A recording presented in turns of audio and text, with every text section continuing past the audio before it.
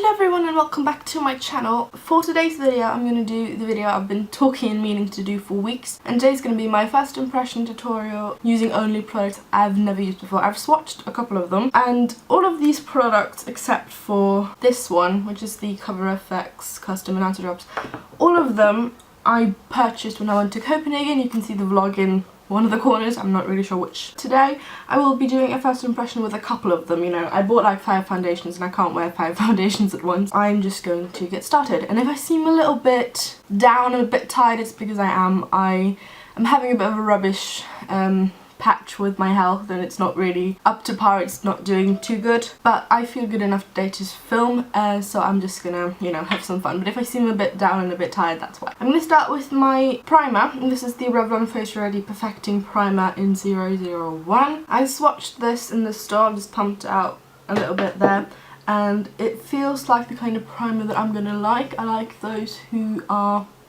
they feel kind of moisturizing. It doesn't really have too strong of a scent. It definitely has some kind of scent. It feels really nice and smoothing on the skin too, which is good. Really like the texture of this primer. It's really nice. It feels a little bit like my Wet n Wild coverall, which is sort of, it feels moisturizing because it feels kind of thick, but it makes my skin feel super smooth. And I'm all for that because I have got a bit of textured skin. For my foundation, I'm going to be trying out the Marc Jacobs Remarkable Foundation, and I have the shade 10, which is Ivory Light. This foundation is super pale, which is going to hopefully work with me. I have a tiny bit of a tan on my face, but not on my neck, so I'm going to be working with that. I've just got fingerprints all over this. But it has a really nice glass bottle and this little thing. I'm going to put it at the back of my hand and then I'm going to spread it out on my face. From what I have seen and heard about this one, it's very full coverage. You don't really need a lot. And I'm just going to spread it out on my face. I do think that going on my face now it looks a little bit more yellow toned, but from swatching it and stuff, only a little bit ago it looked very pink, especially on my hand and whatnot, and I am a neutral undertone, so if it is pink, if it has a pink undertone, it looks off with me, but if it also has a yellow undertone, it also looks off, so now I look like a crazy person. The lady at Sephora told me to blend it in with a brush, but I don't really like using brushes, so I'm going to try with my real techniques. Sponge. Oh, I like that. It's really nice and pale and great coverage right away. It didn't feel very thick when I put it on my face, but it definitely has some thickness to it. And I'm starting to wonder whether I put a bit too much on, because it's a little definitely goes a long way. I could have probably used about half of that. That's crazy. I've been looking for a full coverage foundation for a while and I decided to pick this up when I was in Copenhagen, but that is crazy. I definitely think I put a bit too much on because it does look a tiny bit cakey and stuff in certain areas, but I've never had this much of a full coverage foundation before, so it's going to be a bit of a learning curve. For my, I don't really know what direction to go in. For my concealer, I picked up the Nars Soft Matte Complete in the shade Chantilly, which is the lightest one, but I'm unsure whether or not I actually need. I'm going to take a tiny bit just on the insides. I'm going to dab a tiny bit. This is a bit of a thicker concealer, so I'm going to blend this in with my fingers. It is a tiny bit on the pale side now that I have a tiny bit of tan, but this has worked really well for me during the winter. I'm then going to do my brows using the Revlon Brow Fantasy in the shade Dark Blonde. I'm going to start by brushing through my brows though, with my H&M Brow Brush, because that's what I always do.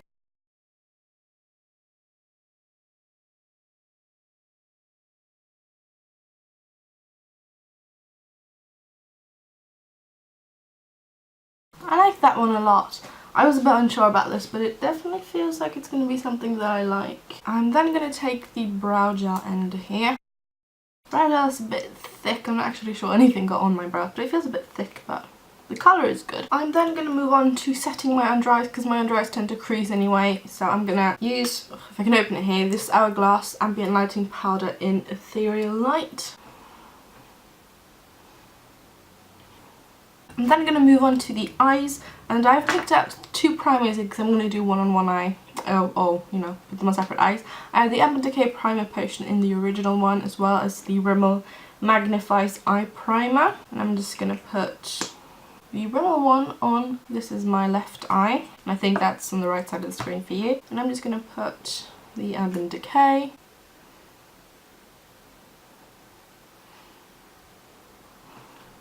The Rimmel one feels a bit more tacky on my eye, but that's okay. For my eyeshadow, I'm going to be using the Kat Von D Shade+Light eye palette, and I think I'm just going to play with this and this side the most. I'm just going to start with a fluffy brush and this shade right there. And I'm just going to set my eye, and as well as use this under the brow.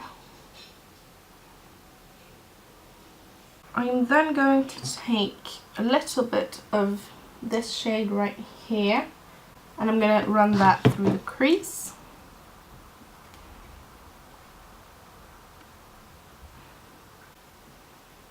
Then I'm going to bring in a clean brush just to help blend.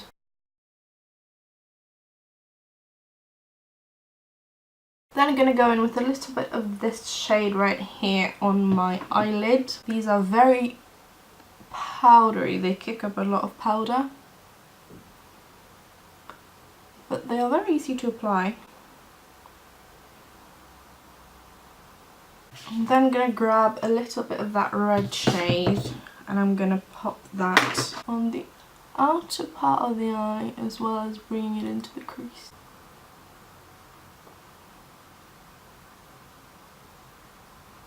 And I've got 3 brushes here, and this is the clean one that I'm just going to go back and, you know, blend after the colour is applied. I really like that shade. I think it's beautiful. I will then be pretty much mixing that orange and that red and putting on my lower lash line. Starting with a bit of the orange. I'm just running that all across my lower lash line. And then taking the super fluffy brush, dipping it in and just smudging that out. And I literally dip the brush in once into the red shade and then tap off the excess. I'm just going to make it a little bit darker in the crease. Then back to the blending brush.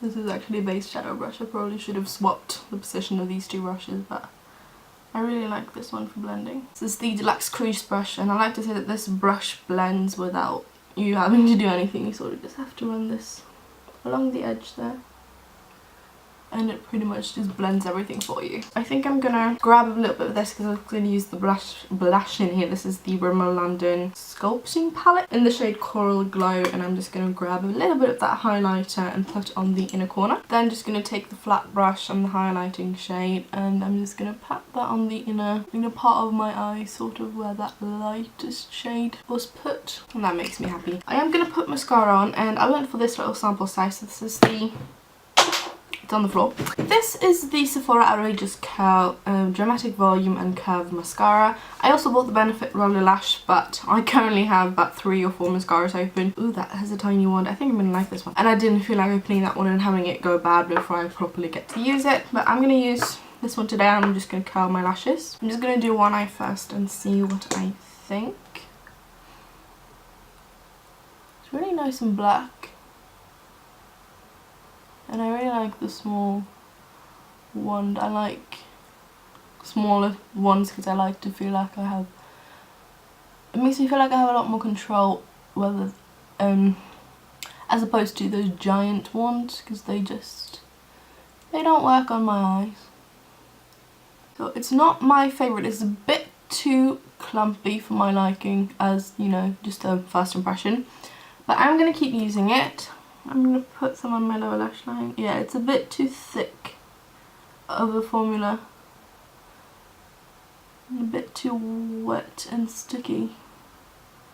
But I don't hate it. Smudge some on my lid, which I always do, but I'm going to keep trying this out. Maybe, I think it just needs a little bit of time to dry out first. I then going to move on to my face, and I'm not really sure what to do because I don't want to set this with a powder because I feel like that would be a bit too heavy. So I'm going to start with this one. This is the Cover FX Custom Enhancer Drops in the shade Moonlight. But I am a bit worried that this is going to be a tiny bit too dark for this foundation because I originally planned on using the Rimmel Wake Me Up. So that is that. That is literally just a drop of product. I think, yeah, it's a bit dark, but we're going to see if we can make it work. I'm going to apply this with a sponge just because that's how I feel the most comfortable with cream highlights. Yeah, it is a little bit dark, but maybe we can make it work. It's unfortunately a bit dark and I don't know, I don't love it. I just feel like it just took away some of the coverage of the foundation. Definitely took away some coverage, which is a bit unfortunate, but it's not as bad as my Benefit High Beam and I don't really like that one at all. I'm going to keep trying with this. This is probably be more when I have a bit more of a tan and don't look like a ghost. I'm going to top it off with my... Actually, I'm going to powder first, but I'm going to use my Hourglass Ambient Lighting Powder again.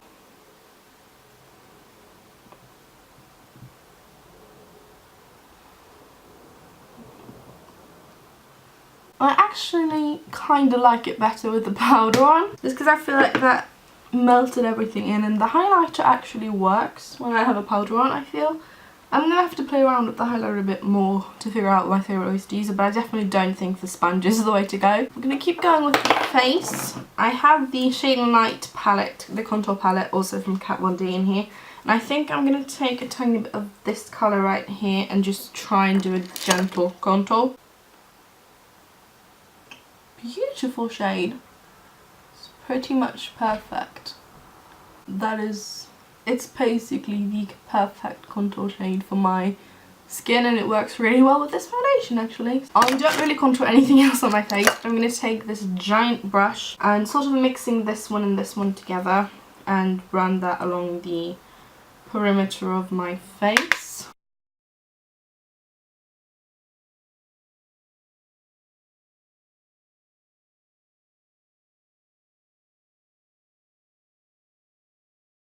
Even though this is a super pale foundation, I just think that helps bring a bit of life into my skin. And then I'm going to focus mainly on the middle bronzing shade and just bring a little bit of that a little bit over the contour, sort of more up on the cheek.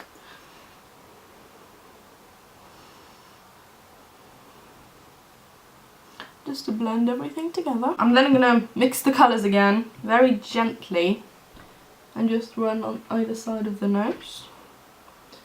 Because I can't really not do my nose because I feel like it looks sort of like a white mountain sticking out of my face. Then for my blush, I'm going to use the Rimmel Contour Palette again and the blush in here, which is the beautiful sort of corally shade. I'm just going to apply it that tiny bit. I always feel kind of naked when I don't wear blush, I don't know why. But I feel like it just helps tie everything together. I wasn't going to go for a super glowy highlight, but I think I'm going to add a bit of this Becca Shimmering Skin Perfector in the shade Pearl. And I'm going to try it with a fan brush and see if I like that. I'm going to use a very small amount because it is a white highlight. I'm just going to apply that over where I applied the Cover FX one. Just to sort of lighten the colour a bit. That really gives the skin the sort of wet highlight look, and I really like it. I was going to take the smallest amount just down my nose, sorry for the door slamming, and also a tiny bit on my chin. I don't bother with the Cupid's bow because on me that never works. Then for the lips, I brought my Kat Von D, this is the Everlasting Liquid Lipstick in Bow and Arrow. This is just a tiny one, and I'm going to apply that to my lips. I might have to get obnoxiously close to the mirror though, so I'm not sure how much of this you're going to be able to see, but ooh, I like the colour.